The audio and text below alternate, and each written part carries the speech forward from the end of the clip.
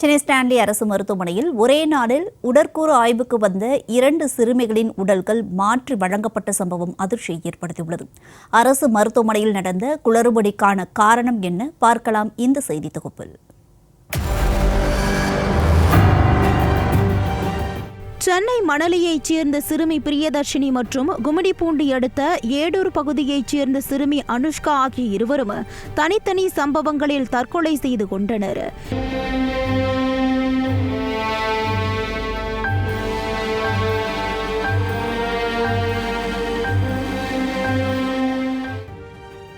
இருவரின் உடல்களும் உடற்கூறு ஆய்விற்காக சென்னை ஸ்டான்லி அரசு மருத்துவமனைக்கு கொண்டு வரப்பட்டன.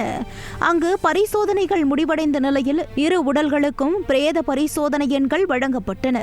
உடற்கூறு ஆய்வு பிரிவில் பணியாற்றும் ஊழியர்கள் உறவினர்களிடம் டோக்கன் எண்ணை கேட்டு பெற்று உடலை ஒப்படைத்துள்ளனர்.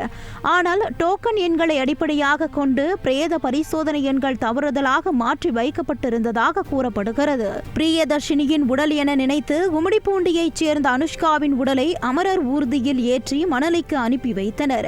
அதே நேரத்தில் அனுஷ்காவின் உடலை பெற காத்திருந்த கும்மிடிப்பூண்டி உறவினர்களிடம் மற்றொரு உடல் ஒப்படைக்கப்பட்ட போது இது அனுஷ்கா இல்லை என கூறி குடும்பத்தினர் வாங்க மறுத்தனர். உடனடியாக மருத்துவர்களும் ஊழியர்களும் சோதித்து பார்த்த போதுதான் PM எண்கள் மாற்றி பதிவு செய்யப்பட்டது தெரிய வந்தது. இதற்கிடையில் மணலியில் வீட்டிற்கு கொண்டு செல்லப்பட்ட உடலின் முகத்தை பார்த்த பிரியதர்ஷினியின் பெற்றோர் மற்றும் உறவினர்கள் அலறி துடித்தனர். அது பிரியதர்ஷினியின் உடல் அல்ல என்பது தெரியவர உடனே மருத்துவமனை நிர்வாகத்துக்கு தகவல் கொடுத்துள்ளனர். 3 நாளாவே ரொம்ப மன உளைச்சலோட எல்லாருமே இங்க அழுதிட்டு இருக்கோம். ஆனா இன்னும் திருப்பி என் கையில பாடியே கொடுக்கல. என்ன ஆச்சு அப்படின்னா, இன்னொருத்தவங்க எங்க பாடியை எடுத்துட்டு போயிட்டு அவங்க சுடுகாட்டுக்கே போயிட்டு இருக்காங்க. எல்லா சடங்கும் எல்லாத்தையும் முடிச்சுட்டு மறுபடியும் கம்ப்ளைண்ட் ரேஸ் பண்ணி திருப்பி ரிட்டன் ரீஒர்க் பண்ணி எங்க பாடியை கொடுக்குன்றாங்க. நாங்கள் பாடியை வாங்க மாட்டோம், இந்த பிரச்சனை எதுக்கு நடந்ததுன்ட்டு நாங்கள் இப்போ பிரச்சனை பண்றோம். இதுக்கு தகுந்த பதில் கவர்மெண்ட் கண்டிப்பா எதனா ஒரு ஆக்ஷன் எடுக்கணும்.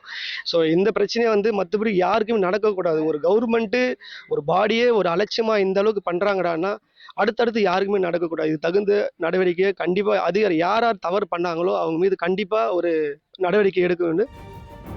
இதனை அடுத்து மணலி சென்ற ஊழியர்கள் அனுஷ்காவின் உடலை கைப்பற்றி மீண்டும் மருத்துவமனைக்கு கொண்டு வந்த பின்னர் இருவரின் உடல்களும் அடையாளங்கள் சரிபார்க்கப்பட்டு உரியவர்களிடம் ஒப்படைக்கப்பட்டன.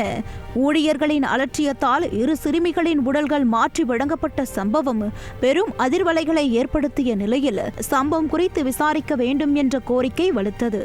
இது தொடர்பாக சம்பவத்தன்று பணியில் இருந்த தடயவியல் மருத்துவர்களிடம் மருத்துவமனை முதல்வர் விளக்கம் கேட்டுள்ளார்.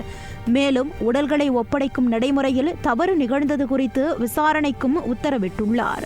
விசாரணை அறிக்கையின் அடிப்படையில் அடுத்த கட்ட நடவடிக்கை எடுக்கப்படும் என மருத்துவமனை நிர்வாகம் தெரிவித்துள்ளது.